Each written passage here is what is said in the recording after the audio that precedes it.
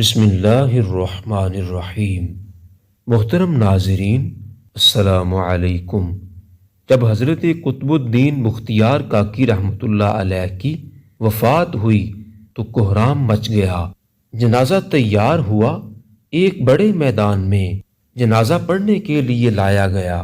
مخلوق بڑی تعداد میں جنازہ پڑھنے کے لیے نکل پڑی تھی۔ انسانوں کا ایک سمندر تھا جو حد نگاہ تک نظر آتا تھا۔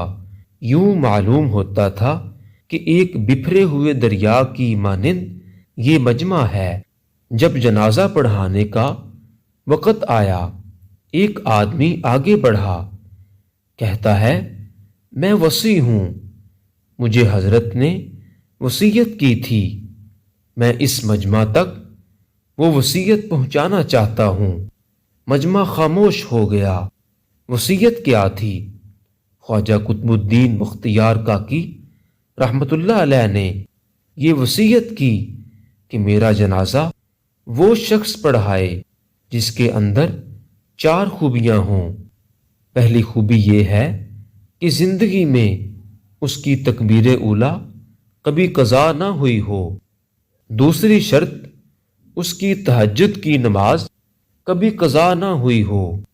تیسری بات یہ ہے کہ اس نے غیر محرم پر کبھی بھی بری نظر نہ ڈالی ہو۔ چوتھی بات یہ ہے کہ اتنا عبادت گزار ہو حتیٰ کہ اس نے عصر کی سنتیں بھی کبھی نہ چھوڑی ہوں۔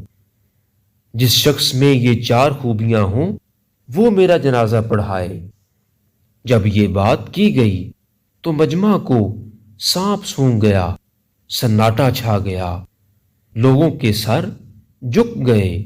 کون ہے جو قدم آگے بڑھائے؟ کافی دیر ہو گئی، حتیٰ کہ ایک شخص روتا ہوا آگے بڑھا، حضرت قطب الدین بختیار کاکی رحمۃ اللہ علیہ کے جنازے کے قریب آیا، جنازے سے چادر ہٹائی اور کہا، قطب الدین، آپ خود تو فوت ہو گئے، مجھے رسوا کر دیا، میرا راز کھول دیا۔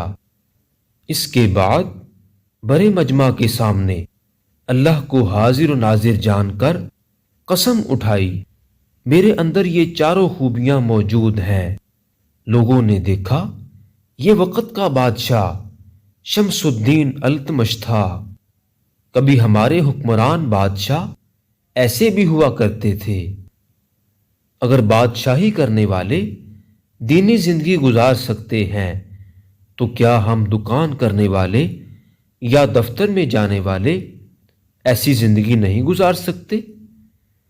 اللہ رب العزت ہمیں نیکی کرنے کی توفیق عطا فرمائے، آمین۔